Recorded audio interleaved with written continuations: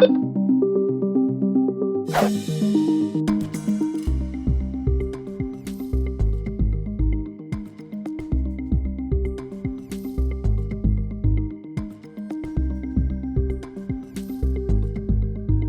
now, from the CFTK-TV studios, this is Open Connection with your host, Robert Pictou.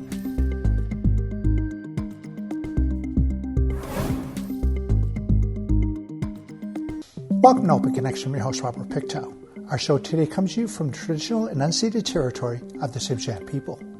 The Cedar LNG project is a proposed floating liquefied natural gas facility in Kitimat, BC, within the traditional territory of the Haisla Nation. The project is strategically positioned to leverage Canada's abundant natural gas supply and BC's growing liquefied natural gas infrastructure to produce industry-leading low-carbon Canadian LNG for new overseas markets. We begin today's Open Connection with MLA Skeena, Ellis Ross. 2004 is when we started looking at LNG. Can you imagine? When we signed the agreement that we signed with LNG Canada in the first place, Cedar LNG was a big part of that agreement. It was an accommodation of our rights and title that LNG Canada had actually agreed to. So back then, because I already knew that Chevron was not going to happen, and LNG Canada, when I was chief counselor, said at the time, in 2016 or 2017, that they weren't going to announce their final investment decision. And that's what was really at the point when I said, okay, I'm going to resign as chief counselor. I'm going to try to run for MLA, and I'm going to try to see if I can get this LNG dream off the ground in BC.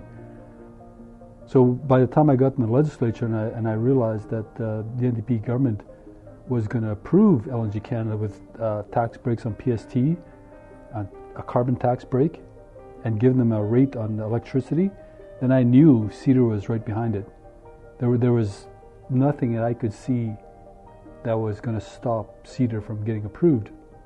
Because Haisla, as far back as 2004, it agreed to play by the rules through the environmental assessment for BC, the environmental assessment for Canada, the Turnpole Review, which is actually a study on the shipping issues, that's underneath Canadian law. And so I kind of figured it was a no-brainer to get Cedar LNG. What really disappointed me was close to 70 days after a decision was supposed to be reached, we had no idea what the government was thinking. So MLAs like Michael Lee, the Indigenous critic for our party, and myself, and a couple other MLAs in the legislature pointed this out, that there's no reason to sit on this decision. In fact, one of the ministers responsible, the Minister of Environment, got up to one of our questions and said, it's a complicated issue. And I was scratching my head and thinking, what's complicated? LNG Canada was complicated because I was at the negotiation table. Chevron KLNG was complicated. Rio Tinto Alcan, the modernization of their aluminum smelter, that was complicated. Cedar is probably the most simple project that I've ever come across. So I didn't understand what was so complicated and what was holding up the decision. Net zero is the conditions that are being placed on all projects going forward. And Cedar had already talked about how they're going to actually have one of the cleanest facilities anyway. We had that conversation years ago, so it wasn't news to me that the BC government was requesting a cleaner type future when it came to LNG plants. But the devil is always in the detail with this government. So we don't understand exactly what that net zero regulations will look like. We don't understand what the emissions cap is going to look like. Is it going to be cap and trade, for example? We don't know. I don't think Cedar knows. I don't think LNG Canada knows. In fact, in that net zero equation, there was an article that came out yesterday that said LNG Canada's phase 2 is subject to these new rules that were laid out by the provincial government. Well, that's news to me, because I got a briefing this past Tuesday from the bureaucrats from the BC government that said, no, they're not going to be subject to it. Any project that got their certificate before they made their announcement yesterday is not subject to these new rules. So there's going to be a bit of confusion. I hope there's going to be clarification. But we'll have to wait and see when we get back to the legislature, when we get into a process, what we call estimates, where we can kind of try to dig out what the real answers are in terms of some of the other initiatives, like the emissions cap or net zero plans. An insider to the LNG industry and the oil and gas industry said they've seen companies walk away from $5 billion investment, and they just walked away. And I was shocked. You know, for a First Nation band back in 2004 where we had no money at all, I thought $1 billion was going to be too much to actually invest and walk away from. The original pipeline that was going to feed Chevron from Prince George to Kitimat, that certificate is safe. They're not subject to these new rules that the BC government announced yesterday, whatever those rules might come out as. So if the pipeline right-of-way certificate is safe, then that means all they got to really do now is basically develop some type of project to be at the end of that pipeline. So I think the investment community is probably looking at this in terms of, you know, what kind of a terminal can we build? How can we fit within the new rules when the BC government clarifies? So I don't think really that project that used to be the Chevron project is actually quite dead yet. Enbridge owns their certificate right now, so I can imagine they're pouring through the Aboriginal support they already have and pouring through what the possibilities are for Douglas Channel. Open Connection will be right back after these messages. And now, from the CFTK-TV studios, this is Open Connection with your host, Robert Pictou. Thanks for staying with us. Should you read the last page of the book first? Sure, it can say something interesting and make me want to read the whole book, but it hardly ever contains the answers of the entire story. Let us return to the conversation as Ellis shares why he flips to the back when he gets a copy of the BC budget. You don't start celebrating until you see it as a line item in the budget. So for a few years I was flipping to the budget to the capital projects page, and Terrace was not on it. And so finally one day when I flipped on budget day, I flipped that page and I saw as a line item, and a newspaper article came out not long after, said MLA finally happy that Terrace Hospital is going to get built. And that was it, but I knew we had to keep on top of it. You know, we had to ensure that the contracts were being issued, and you know, the minister at the time came out to make the announcement, and I met him at the airport, and he told me the community benefits agreement was not going to apply to the hospital. Community benefits agreement is legislation passed by the NDP government. It says for certain projects only hand-picked unions that are listed in legislation can work on public infrastructure projects. So Terrace Hospital was not one of them. So, but the Cowichan Hospital, for example, they were actually subject to the community benefits agreement, and so the Cowichan tribe, as well as the Cowichan contractors, John Coleman, were not allowed to work on it unless they signed on to a union. Well, Cowichan and John Coleman said, "Wait a minute, what about UNDRIP? What about the United Nations Declaration of Rights of Indigenous People and our right to work, you know, on government infrastructure projects? You shouldn't actually force me to join a union." And so we watched that unfold, but we didn't have that problem here in Terrace. But what we're really talking about now is getting a clear answer on how many doctors are leaving Terrace and why. It's actually quite scary. And I know doctors who are leaving Terrace are sending letters to their patients saying you should go to the MLA and talk about advocating for these working conditions that the system is putting doctors under. But that's all they're saying. Okay, what conditions? And what is the system doing to you? Why you have to pack up and leave? And now I'm at a loss of what to do here and how to advocate for better working conditions if it's not explained to me. The last one I got, and I know there's a number of these out here, was from Dr. Megan McCoach. And in her letter to the patient, she said, I encourage you to consider advocating to your MLA for change, as I fear that the loss of family doctors will only continue if the system continues to treat family physicians the way it currently does. This was last year. And then I get these anonymous texts from insiders talking to me about what's currently happening in terms of the amount of doctors in Terrace, and I can't confirm it, and I can't really deny it. I think the only one that can really confirm this for us without a doubt is probably the Minister of Health. So here's the message I got on Tuesday.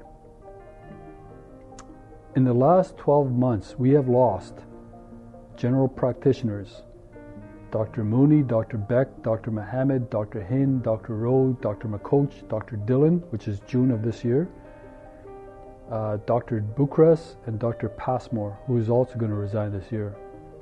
We've also lost specialist Jaworski and Bosch. And they end by saying we now have about 9 family doctors in Terrace, and we're supposed to have 25 to 30. Now this is part of the narrative that's going all across BC, as we know that emergency rooms are closed across BC. We know that almost close to 1 million people in BC don't have a family doctor. And we're talking a lot about how to alleviate this in terms of immigration, in terms of recruitment, in terms of more seats in universities for nurses and doctors. It'll take time for that to unfold to see if we get the results we want. But my issue lately, especially in the legislature, was why are you allowing everybody to go back to work, including government workers that don't have a vaccination, but you're not allowing doctors, nurses, and healthcare workers to come back? That doesn't make any sense at all. I mean, if I'm going to go, put my trust into somebody in terms of my health or my family's health, I'm not going to go to somebody that works in the travel industry. I'm not going to go to somebody that works for BC Ferries, for example. They were allowed back to work last year without a vaccination.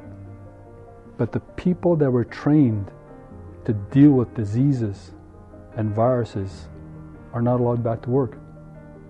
Of all the people that have been allowed back to work with no vaccinations, I trust doctors and nurses and healthcare workers. Open Connection will be right back after these messages. And now, from the CFTK-TV studios, this is Open Connection with your host, Robert Pictou. Welcome back to Open Connection. BC's healthcare system is in crisis. Nearly 1 million British Columbians do not have a family doctor.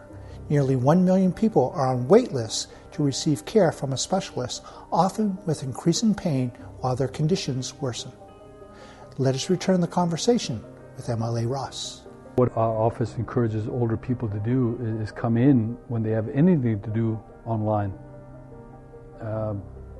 Our generation is lucky. We grew up with it. We grew up with the technology as it advanced.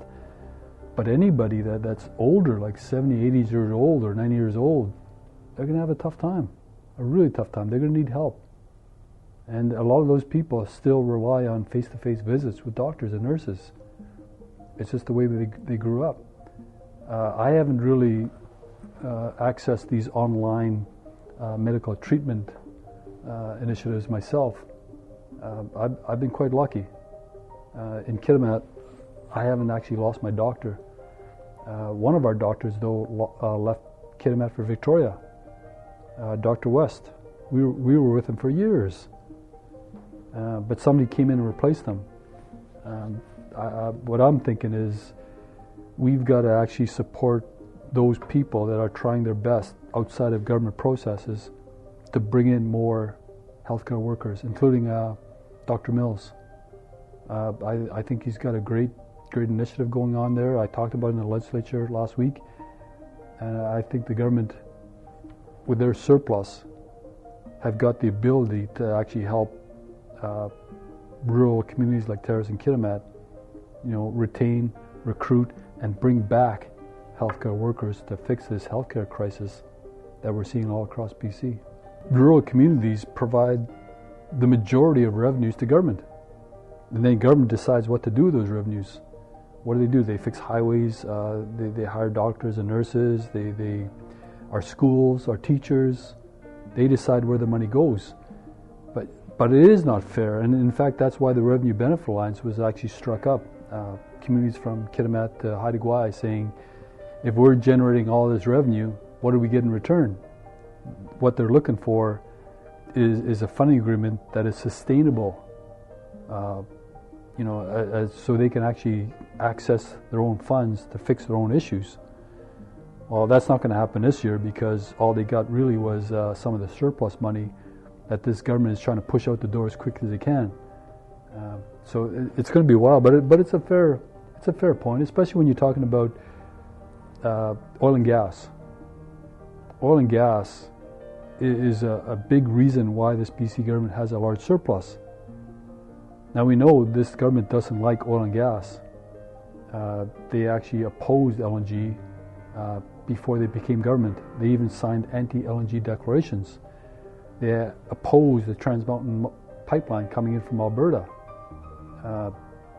But at the same time, they're taking revenues from the oil and gas industry and spending it in ways that they see fit. And I think it's only fair that they come and take a look at the rural communities that are actually generating this revenue through mining, forestry, LNG, and actually giving us a fair shake at actually deciding, where that money should be going, because that should be coming back to rural communities. Open Connection will be right back after these messages. And now, from the CFTK-TV studios, this is Open Connection with your host, Robert Pictou. Homelessness has an impact on every community in Canada. It affects individuals, families, women fleeing violence, youth, seniors, veterans, and people with disabilities. In this final segment of Open Connection, Ellis shares how individuals are trying to make a difference.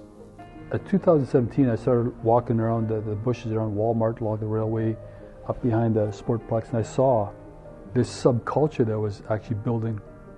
At the same time, I was going down to Strathcona Park and Oppenheimer and Hastings. And so when I came back, I said, guys, if we don't do something, we're going to end up like what's happening down in Victoria, Prince George, Vancouver. So we got to do something. And by the way, if you're going to depend on government alone, it's not going to work. So I was really encouraging the community to get involved, and terrorists responded. I was actually, I'm really overwhelmed at how terrorists has responded, because citizens want to be part of the solution. They want to find ways, they want to volunteer, they want to do things. Sharon Banstra, for example, using their own money, bought that old gas station out beside the courthouse there and developed it into a point where all the programs and terrorists actually congregate there, and they talk to the homeless people, the street people. She's doing it all out of her own pocket, and in fact that's where the food bank runs out of now, and it's accessible as opposed to where it used to be underneath Dairy Queen, where they had to walk down the stairs to get to it. So Terrace is doing its part, but unfortunately we haven't seen that kind of support coming back to us in terms of requests. There was a initiative put together by a number of First Nation leaders here saying, we want to buy this piece of property just outside Terrace, and we want to turn it into an addiction treatment center, get our people off the streets and get them away from the streets and move them out here, then we can treat them. The proposal was $21 million. And the BC government wrote back to them and said they rejected them and said, go to the Native Health Authority. Well, I know what the Native Health Authority is all about. They got no money. It's just a flow through of money from Health Canada to the BC First Nations, and then that's distributed to all the First Nation communities. So $21 million in the grand scheme of things, especially when you're talking about the surplus that BC government has, is not a lot of money. But I think these First Nation leaders got it back on track. I think the BC government is seriously looking at that proposal again, and I think we should be getting some good news. I'll be surprised if we don't get good news within this year. If we don't get it, I'll be back at the legislature asking why, especially with all those speeches in the House about how they want to partner up with First Nations and how it's an addiction crisis that was announced officially back in 2016. I just think that there's more that we could be doing, because terraces are already punching above its weight, but I think the BC government has got to come back and actually support terrace. They do have a commitment to be a good corporate citizen, and by the way, I've been thinking a lot about this for the last few years. As Chief Councillor, in terms of getting LNG Canada built, or the modernization of the smelter in Kitimat, or Chevron, getting them approved, I had a hammer that was called Aboriginal Rights and Title. That's backed up by Section 35 of the Constitution. And really, if you understand it, there's really no real project that can get done on Crown land without this hammer. But in the past few years, I've been looking at what's been happening regionally in Kitimat Terrace, for example, and I realized the municipality of Kitimat Terrace don't have a hammer. There's nothing that they can do to guarantee in writing that these communities get some kind of benefit coming from these large projects. And what I was thinking about was saying, okay, it's a different mechanism that we need, as opposed to, say, rights and title, because municipalities have tax base, they have bylaws, they've got a relationship underneath the provincial government, but they need something that actually helps build up their community as these projects get built up. And the only thing I could think of was, the only chance we had to do something was when the BC government signed an agreement with LNG Canada. There should have been a clause that said, something to the effect that says, okay, you've got to prove to us in writing the benefit goes to local people in terms of getting employed. You got to show us in writing the efforts you're going to put into local contractors being part of the equation, and you got to report back on that. And it could be concentric circles. You start in Kitimat, and you prove that you're going to actually do this to the people of Kitimat. Then you branch out to Terrace, then you branch out to Niska, and then you branch out to the rest of BC, and now you'll start to see real local content being part of that project, and that could relate to the development of what you're talking about in terms of supporting addiction treatment centers or an elder center.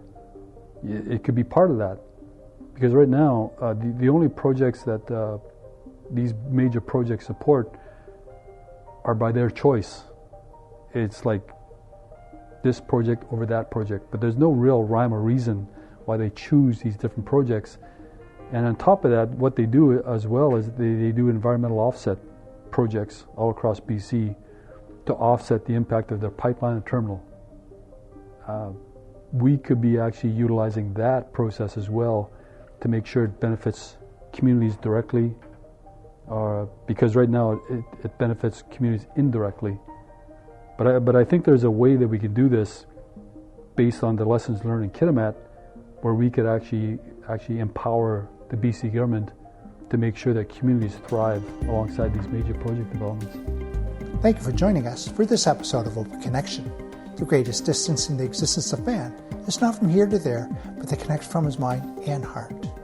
If we can conquer that distance, we can soar like an eagle and realize our immensity within. I'm Robert Pictou.